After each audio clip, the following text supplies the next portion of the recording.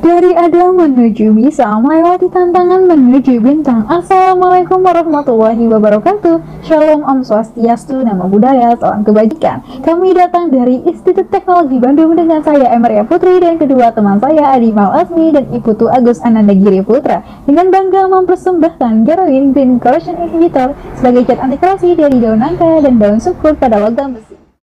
Tahukah teman-teman sekalian, sebagian besar material industri terbuat dari besi sehingga rentan mengalami korosi. Selain itu, revolusi industri 4.0 mengutamakan automasi dengan IoT yang banyak menggunakan material besi. Maka dari itu, perlunya pencegahan korosi yang dapat dilakukan oleh pelapisan dengan penambahan inhibitor. Inhibitor dapat terbuat dari bahan organik yang memiliki potensi inhibitor terdapat pada metabolit sekunder seperti flavonoid, tanin, dan saponin. Indonesia kaya akan sumber daya alam. Salah satu sumber daya alam hayati yakni tumbuhan yang menghasilkan senyawa bahan alam adalah daun nangka dan daun sukun. Daun nangka dan daun sukun memiliki aktivitas antioksidan yang memiliki mekanisme daya hambat korosi. Adapun rumusan masalah yang kami tulis pada karya-tulis ilmiah kami, yang pertama, bagaimanakah hasil identifikasi kandungan senyawa aktif pada ekstrak daun nangka dan daun sukun melalui uji fitokimia dan pipis. Yang kedua, bagaimanakah bentuk fungsional yang terbentuk pada ekstrak daun nangka dan daun sukun. Yang ketiga, bagaimanakah pengaruh bioinhibitor ekstrak daun nangka dan daun sukun terhadap laju korosi pada material besi. Selanjutnya ada pun teori dasar yang kami kutip atau kami gunakan pada karya-tulis ilmiah kami, yaitu kami kutip dari Latna pada tahun 2011 mengenai pengertian tentang korosi, bioinhibitor, flavonoid, tanin, dan saponin yang dapat dilihat pada slide berikut. Dilanjutkan dengan metodologi penelitian. Penelitian yang kami lakukan dari 20 November sampai 5 Desember 2021 dilakukan di 3 tempat utama, yaitu Laboratorium SMA 3 Denpasar untuk pembuatan ekstraksi, Laboratorium MIPA Terpadu UNUT untuk uji VVS dan FTIR, dan Laboratorium Analisis Pangan UNUT untuk uji fitokimia. Nah, kami melakukan 4 hal utama dalam penelitian ini, yaitu observasi, eksperimen, studi laboratorium, dan studi literatur. Tentunya, kami menggunakan alat dan bahan. Alat yang kami gunakan adalah gelas kimia, corong, dan selengkapnya dapat dilihat di slide. Lalu bahan-bahan yang kami gunakan adalah daun nangka, daun sukun, dan selengkapnya dapat dilihat di slide. Nah, dalam penelitian ini ada prosedur-prosedur penelitian yang kami lakukan. Ada 2 prosedur utama, yaitu prosedur pembuatan sampel dan yang kedua adalah prosedur pengujian sampel. Untuk prosedur pembuatan sampel sendiri ada 4 tahap, yaitu yang pertama adalah proses pembuatan ekstraksi, yang kedua adalah proses pemanasan dan pemblenderan, yang ketiga adalah proses maserasi, dan terakhir adalah proses pelapisan dan pemberian variasi cat. Untuk pengujian sampel kami melakukan 4 uji, yaitu uji fitokimia, uji UV-Vis, uji FTIR, dan uji mass loss.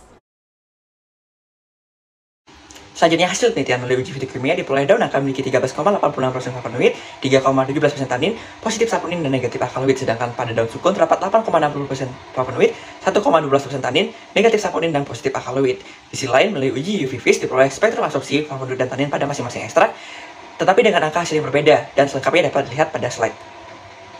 Dan analisis menunjukkan adanya ikatan CH pada alkana-alkena dan OH pada senyawa aromatik di masing-masing ekstrak daun nangka dan sukun yang selengkapnya dapat dilihat pada slide. Mekanisme flavonoid dan tanin dalam menghambat korosi disebabkan oleh adanya gugus-gugus tersebut, khususnya OH yang memiliki pasangan elektron bebas. Unsur-unsur yang memiliki pasangan elektron bebas inilah yang nanti akan berfungsi sebagai ligan dan membentuk senyawa kompleks dengan besi. Pada uji morfologi permukaan paku dapat dilihat sesuai hasil observasi mikroskop. Dengan penambahan ekstrak daun nangka dan daun sukun, luas korosi yang terjadi relatif lebih sedikit dibandingkan paku tanpa ekstrak. Kemudian uji mass loss berikut merupakan tabel penurunan massa paku dari waktu ke waktu dan dikonversi kembali menjadi grafik garis agar mudah untuk dianalisis. Diketahui bahwa perlakuan P3 terjadi penurunan massa paku terendah yaitu 0,02 gram, 0,03 gram, 0,02 gram berturut-turut pada interval 24, 48, dan 72 jam. Dilakukan juga perhitungan terhadap laju korosi dan diketahui bahwa laju korosi terendah yaitu P3 dengan 0,17472 mils per year. Hal ini terjadi dikarenakan laju korosi berbanding lurus dengan mass loss.